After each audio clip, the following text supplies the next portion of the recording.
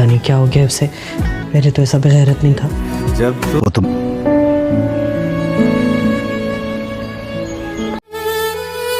पाँव पकड़ लेना उसके, हीरा दिल है मेरे बेटे का। काश कि थोड़ी सी भी पढ़ी लिखी होती तुम नाज की तरह। बेहयाई के आखिरी दर्जे पर हो तुम दोनों। नाम तेरा लिए जा। तुम ऐसा सवाल करते कि आग लग जाए। लेकिन हीरा कभी पिघलता नहीं। इज्जत से बढ़ के कोई शय नहीं होती माँ जी। से मारोगे आप। ये औरत कौन है?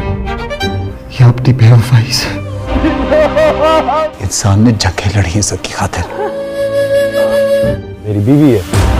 पाँव पकड़ लेना उसके। I love you, Tabish. खानदान की इज्जत की है।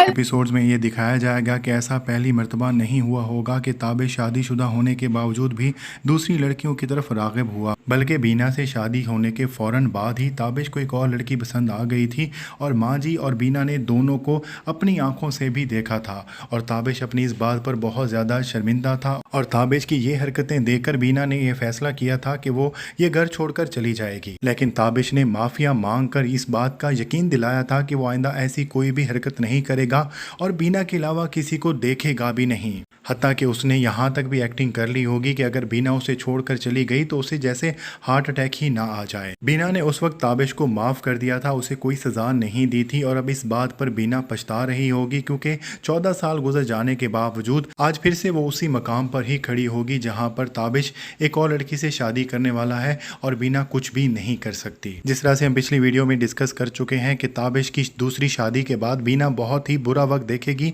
और आखिरकार तंग आकर वो ये घर छोड़ने का फैसला करेगी। और ऐसा भी नहीं कि शादी होने के फौरन बाद ही उसने फैसला कर लिया था, बल्कि उससे पहले वो बहुत ज़्यादा ताने, बहुत ज़्यादा बातें सुनेगी और बहुत ज़्यादा बेइज्जत होगी, जिसके बाद ही वो ये फैसला करेगी। लेकिन जैसे ही बीना घर छोड़कर जाएगी ताबिश इस बात को अपनी अना का फैसला बना लेगा और बीना की वाहिद दोस्त समीना को पकड़ लेगा और उसे पुलिस के जरिए काफ़ी ज़्यादा डराएगा, धमकाएगा, जिसकी वजह से समीना ये बात बता ही देगी कि बीना ये शहर छोड़कर ट्रेन के जरिए जा रही है और ये भी बता देगी कि वो किसके साथ जा रही है। ताबिश जो अब से पहले तक बीना को बिल्कुल ही इग्नोर करता आ रहा था और अपना सारा वक्त वो नाज के साथ स्पेंड करता था, अचानक से बीना की गुमशुदगी को अपनी इज्जत का मामला बना लेगा और अपना असरो रसूख इस्तेमाल करते हुए बीना और खान जी दोनों को पकड़वा देगा। बीना घर से सारे जेवरात लेकर चली थी तो पकड़े जाने के बाद वो जेल में ही रहेगी क्योंकि वो ताबिश के साथ जाने से साफ साफ इनकार कर देगी। ताबिश बीना को अब तक बेवफाई का सर्टिफिकेट बांट चुका होगा,